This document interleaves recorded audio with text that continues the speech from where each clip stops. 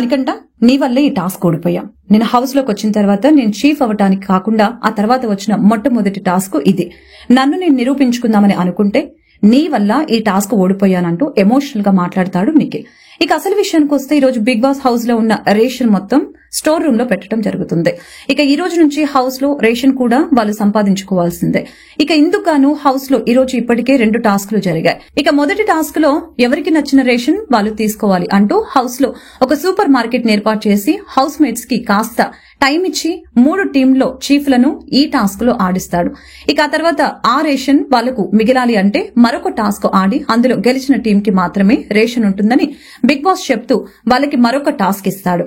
ఇక ఈ టాస్క్ వచ్చేసరికి లెమన్ బ్యాలెన్స్ చేస్తూ వాళ్ళకిచ్చిన పజిల్ నుంచి కింద పడేయాల్సి ఉంటుంది. ఇక ఈ టాస్క్ లో నిఖిల్ టీం లో ఉన్న ఇద్దరు, నిఖిల్ మరియు మణికంఠ ఈ టాస్క్ లో పాల్గొంటారు. ఇక నైనిక టీం నుంచి నబీల్ మరియు సీత ఈ ఆట ఆడతారు. ఇక ఎస్పీ టీం నుంచి అభయ్ అండ్ పృథ్వీ ఈ టాస్క్ లో పాల్గొని ఈ టాస్క్ లో విజేతలుగా ఎస్బీ టీం గెలుస్తుంది.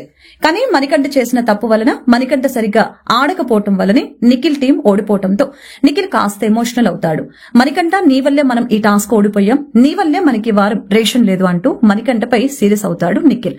ఆడుతున్నంతసేపు మణికంఠ సరిగ్గా ఆడు అంటూ ఎలా ఆడాలో చెబుతున్నా కూడా కనీసం పట్టించుకోకుండా తన ఆట తనే ఆడటం వలన ఈ టాస్క్ ఓడిపోవటం అనేది లైవ్ చూసిన ప్రతి ఒక్కరికి అర్థమవుతుంది. ఏదేమైనా ఈ టాస్క్ ఓడిపోవటంతో నిఖిల్ టీం కి ఈ వీక్ రేషన్ లేకుండా పోయింది.